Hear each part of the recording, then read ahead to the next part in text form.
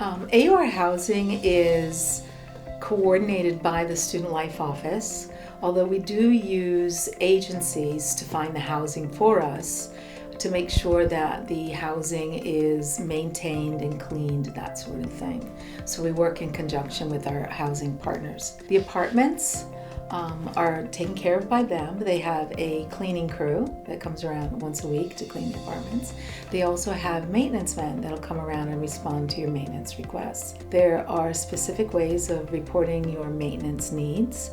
You can always come into the Student Life Office, although you ideally would be reporting your needs directly to the housing agency, because that makes things happen a lot faster and more efficiently. If there are things going on that you feel have not been resolved, you can always come in and speak to us directly. For housing emergencies, there are emergency numbers right there in the apartment at hand, so you don't even have to think. You can call them directly. And they will respond. That would be something like a lockout or a water main break, or your electricity goes off and you don't know how to deal with it. That would be considered a housing emergency. Where is our housing? As hopefully you know by now, we do not have dormitories. We may be in American University, but we are in Rome, and our students are housed in Roman apartments. So you will literally be in Roman condominiums in our surrounding neighborhoods. They're all connected, really well connected with the local, what we call mezzi. Mezzi is the Italian word for housing transport. So all our apartments are in the surrounding neighborhoods within walking distance and or a very easy commute on the local transportation system. They are alongside, like I said, they're alongside Italian families. We have no buildings that are strictly for students. They are real Italian homes that Italians have lived in themselves as well. They will be furnished. You will have the furniture, your bedroom furniture, the storage for your clothing, closets, that sort of thing. Items in the kitchen. The kitchens won't be fully furnished like you would have back home, but you have the basic essentials that you would need for cooking meals that you can cook at home in your apartments, in the kitchens. There is a common area with shared table and couches, chairs, things like that. And then we have bedrooms. Every single apartment has at least 2 bathrooms, and the bedrooms will be mostly doubles. There are a few triple bedrooms and very few singles. If you do need a single for a medical reason, make sure that you get us a doctor's certificate as soon as you can when you apply, so that we can make arrangements for that. We do have sheets and towels, as well as winter bedding, pillows, things like that. So you don't have to bring that. The bedding is a different size than you generally find back, for example, in the United States. So I wouldn't bring your own. I would suggest that you wait and see what you have here.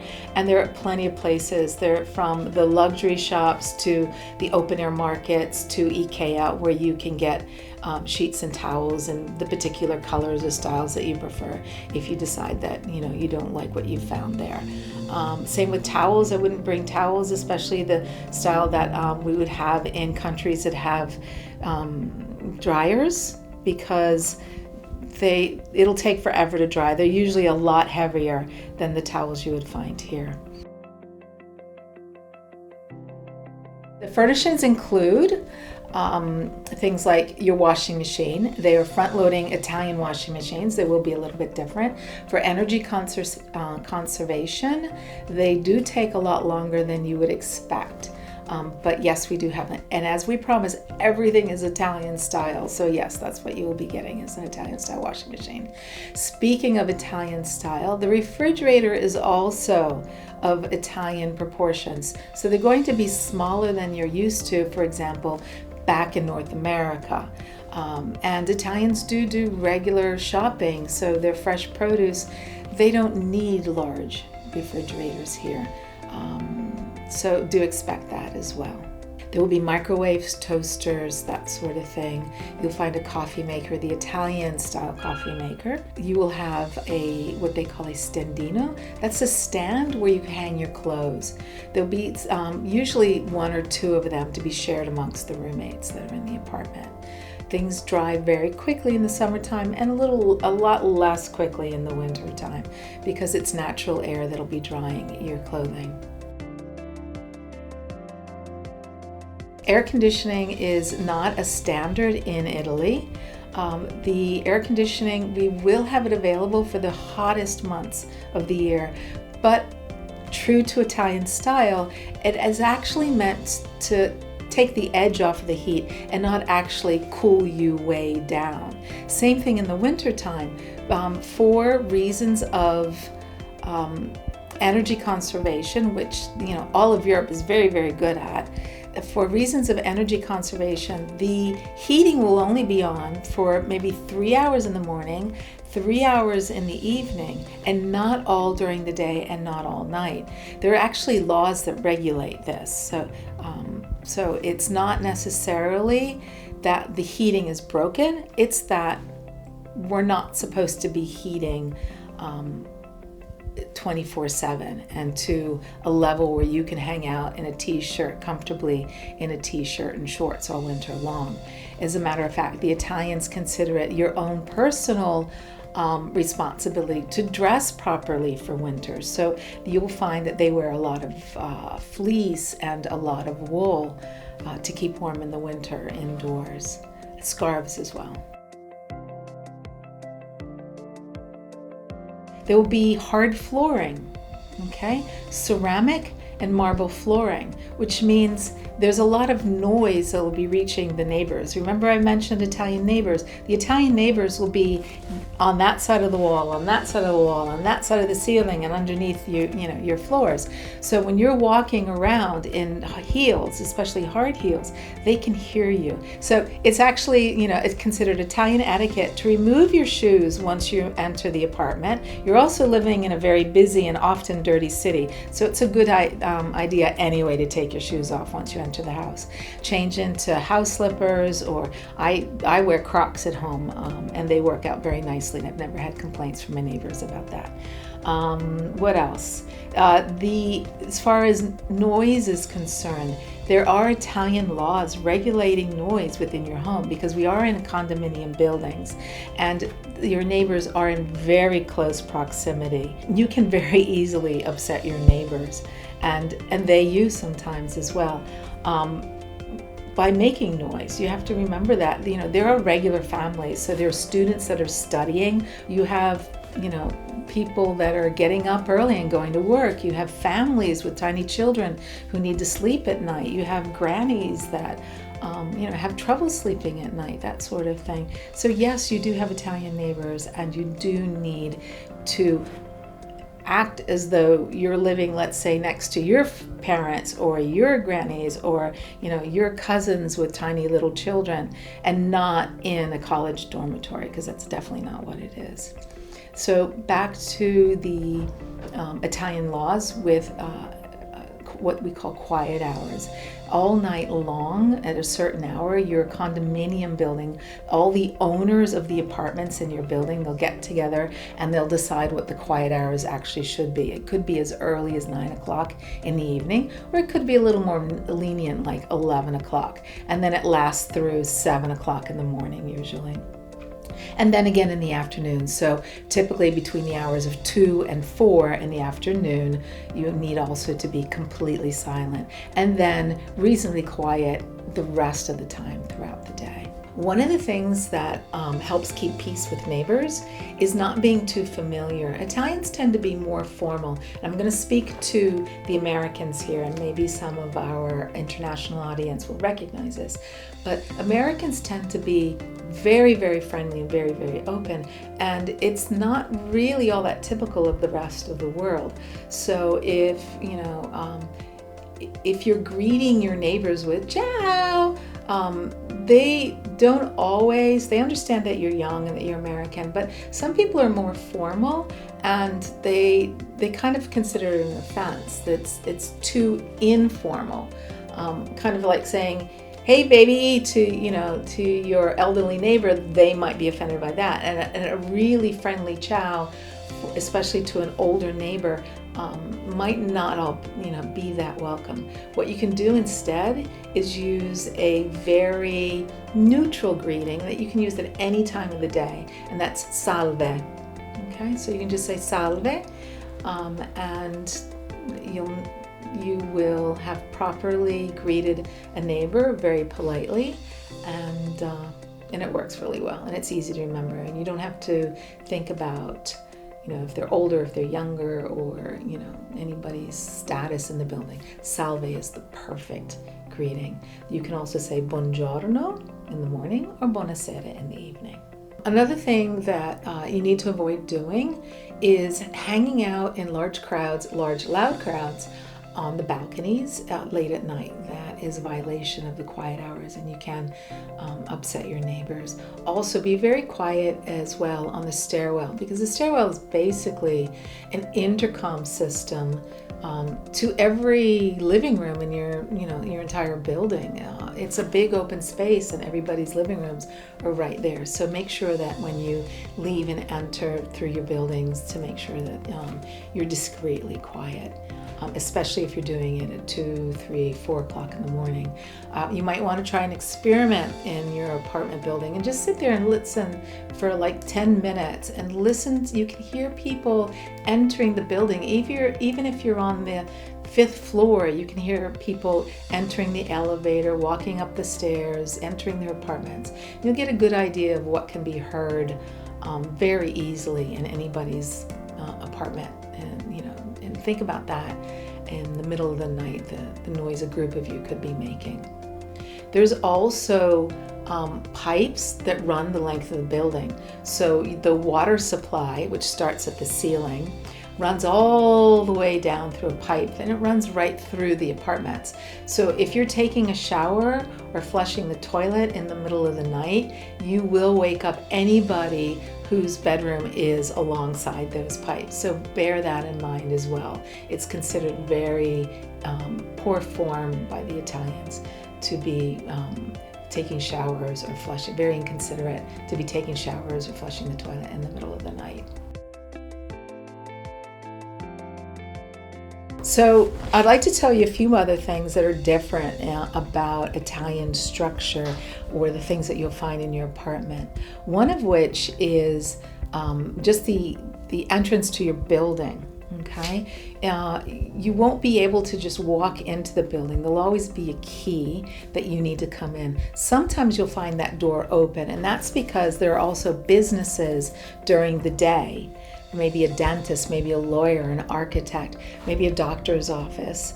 So they will leave the front door open during the day so that their clients can come in. But at nighttime, after office hours, so that would be typically after 7 p.m. Until about 9 in the morning, and then maybe during lunchtime during the day, your front door should be closed. You're welcome to close that door at any time during the day, also for security. It's important that it's closed.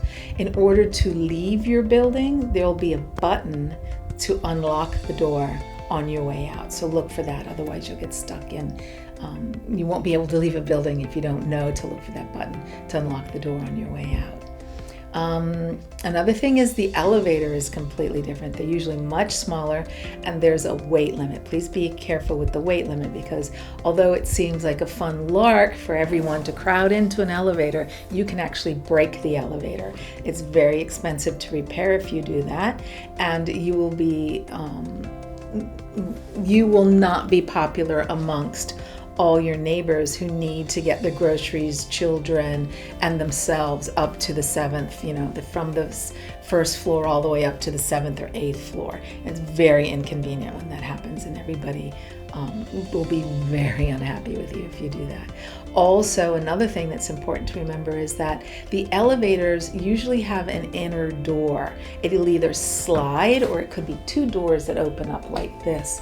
And you need to make sure that it is closed behind you when you leave the elevator, because if they're not properly shut, that elevator will go nowhere. And that means that you've kept your neighbor, again on the 8th floor maybe, from leaving, from actually being able to use the elevator. And that could be somebody that's in a hurry to go to a doctor's appointment or to go to work. It could be a mom with, 2 children and a stroller. It could be, this famous little old lady that, needs to get her groceries up to the 8th floor. So, that's something that you really need to be careful of, because it's a very easy way to upset your neighbors. And any of your neighbors. It could be your fellow student neighbors. The intercom system, okay? Many of you, if you live in a major city in a condominium, you'll already know these things, but a lot of our students, will live in individual homes and have never run across this before. So answering your door when you live on the 7th floor, how do you do that? Well, when you're expecting guests, you need to tell them which apartment you live in and what's the name on the door of your apartment. So there will be on the ground level outside, there's what we call the citofono, it's an intercom system to every single apartment. So what they need to do when you have somebody come is they need to find your name. It might say something like AUR, or it might say something like, the name of the housing agency. So just tell them what to look for, like number 16, and it'll say AUR, for example. They buzz that, and it rings a special phone, not the regular landline phone, but it's an intercom phone in your apartment. You pick up that phone and ask who it is. If it's a complete stranger, don't let them in, because it could be somebody who's just trying to get in for no good reason. But if it's your friend, it's somebody you know, just answer the phone, tell them, buzz them in. There's a button to push. You buzz them in, and you tell them which floor to go to and which apartment, so they don't go to the wrong floor or the wrong apartment and bother your neighbors or get lost. People that live in cities like New York City will be used to, high security systems. And Rome is one of those major capital cities where there are people that look for opportunities to burgle apartments, and there will be, special sets of keys for your apartment to help make sure that this doesn't happen. Some of the keys will be short and have like all kinds of funny little bumps on them. The other ones will be very, very long. The thing that you need to do, remember, when you go to bed or leave your apartment, is to lock up. You've got keys that will turn over several times. Just because your door is shut does not mean that your apartment is secured. You need to put the key in and turn the key until it stops turning, and then remove the key. That way your door is locked. We've got special security because although Rome is a very safe city, we do have problems with theft. So, and they're experts at it. They don't want to bother you. They don't want to meet you. They don't want to be seen. And all they're doing is they're going around checking for opportunities. So if you leave your door unlocked, all it will take is a credit card slid down, or even something, like a folder or an X-ray. They just slide it down and boom, it opens the latch and they're in your apartment. Make sure you use your keys when you leave the apartment as well. So you've got cleaning ladies that come once a week. When we get the schedule, we'll make sure that you get it so you understand when to expect people coming to the apartment. One of the things, there's a few things they don't do. They don't do your dishes, they don't do your laundry, and they don't take your trash out. Okay? So those are the 3 things you need to do on your own. Please make sure that those things are taken care of, especially the trash and the dishes, before they come. And neaten up your apartment as well before they come, because if they're really good at cleaning, and if they can reach the surfaces, they can make your apartment look amazing. But if you've got clothing all over the floor and dishes all over the counters, they won't be able to reach those surfaces and clean up your apartment. So please make sure that it's straightened up beforehand. If you get locked out, I would suggest waiting for one of your roommates if you can. But if you can't wait for a roommate, you can call the housing agency on their emergency phone any time of day, and they can let you back in. If you do need to have them let you in during the middle of the night, there is a lockout fee. So if you can wait for a roommate, you'll save that lockout fee.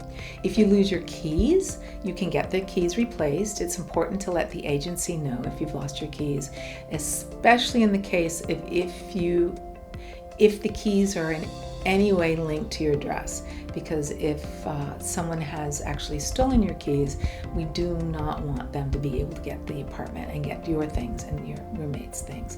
So make sure you let the agency know.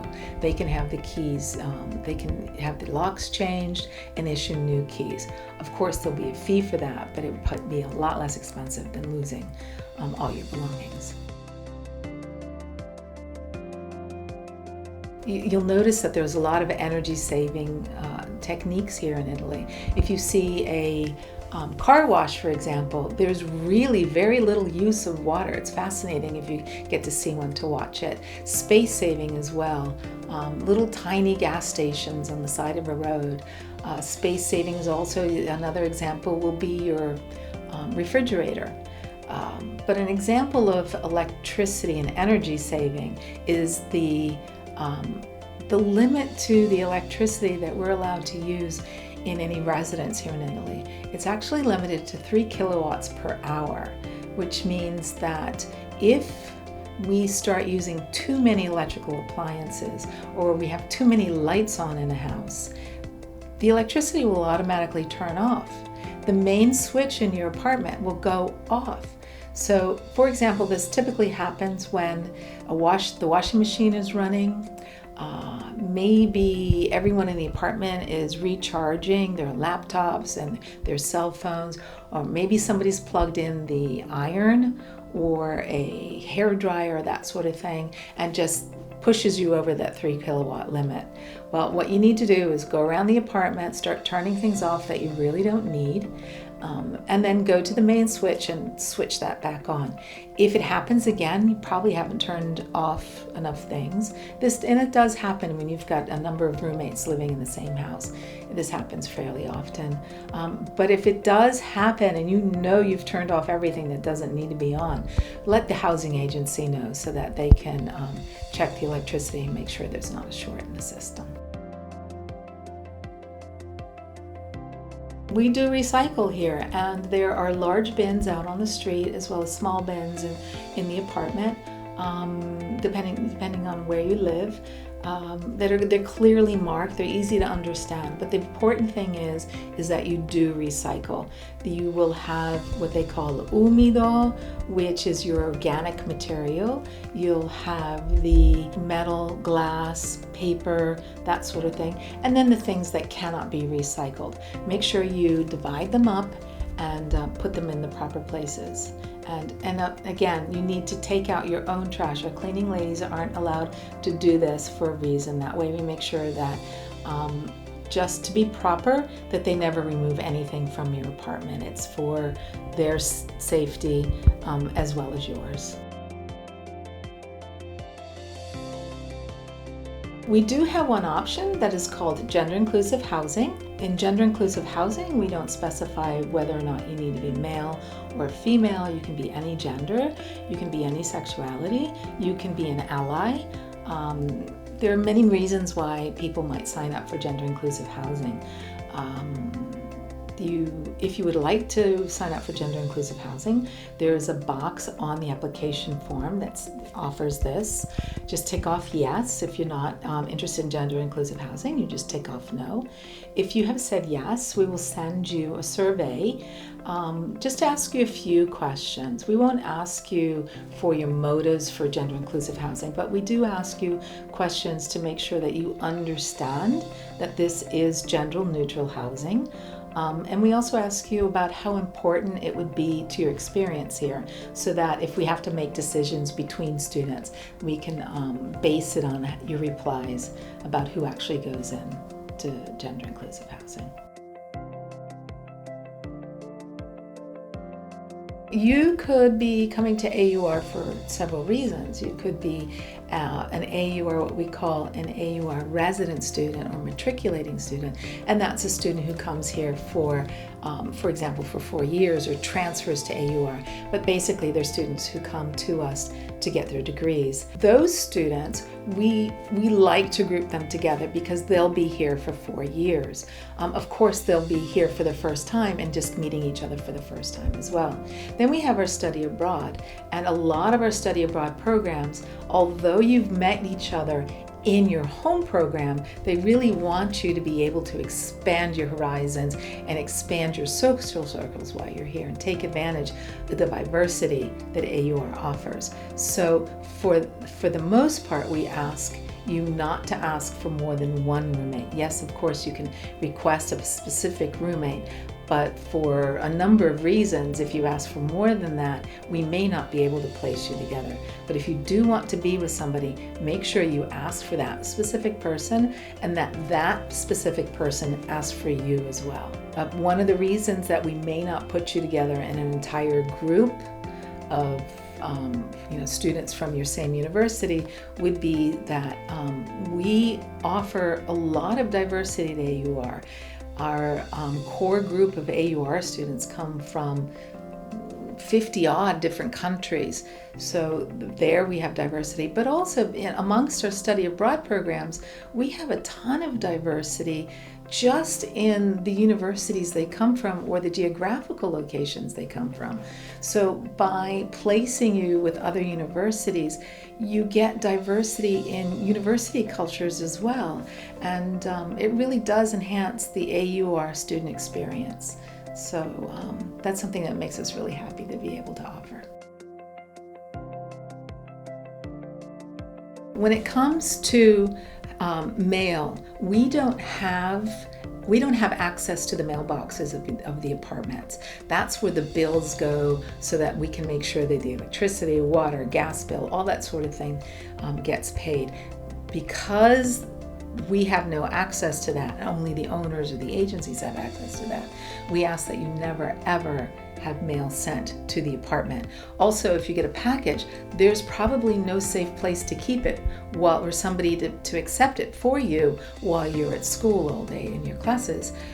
So please make sure that you send you have anyone who sends you mail, make sure that they send it in your name, but to AUR at our Via Pietro Russelli number 4 address. Hopefully I've answered just about any question you might have about AUR housing, but if I haven't, you're more than welcome to contact us at Student Life at email address studentlife@aur.edu, and we're happy to answer your questions about not just housing, but anything to do with life in Rome that basically is non-academic and hopefully fun.